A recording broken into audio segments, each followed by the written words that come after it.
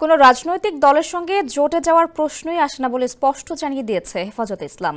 তারা বলছে, কিছু মিডিয়া তাদের রিপোর্টে বিএনপির একতরফা বক্তব্য তুলে ধরায় জনমনে হেফাজতে ইসলাম সম্পর্কে বিভ্রান্তি সৃষ্টি হয়েছে, যা কাম্য নয়।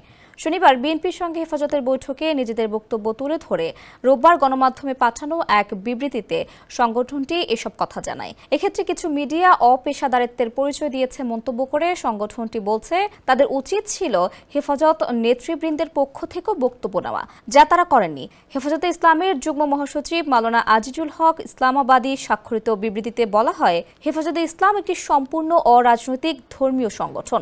কোনো রাজনৈতিক দলের সঙ্গে জোটে যাওয়ার প্রশ্নই আসে না।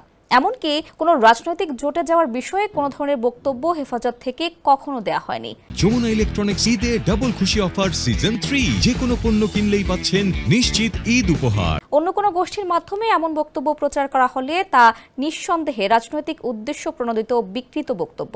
হেফাজত কখনো কারো ক্ষমতায় যাওয়ার সিঁড়ি হিসেবে ব্যবহৃত হয়নি এবং ভবিষ্যতেও হবে না বলে স্পষ্ট জানিয়ে দেয় সংগঠনটি।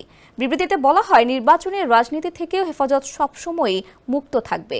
হেফাজতের নাম বিক্রি করে কেউ রাজনৈতিক সুবিধা নেওয়ার চেষ্টা করলে তার সুফল বয়ে আনবে না বলেও হুঁশিয়ারি দেয় সংগঠনটি।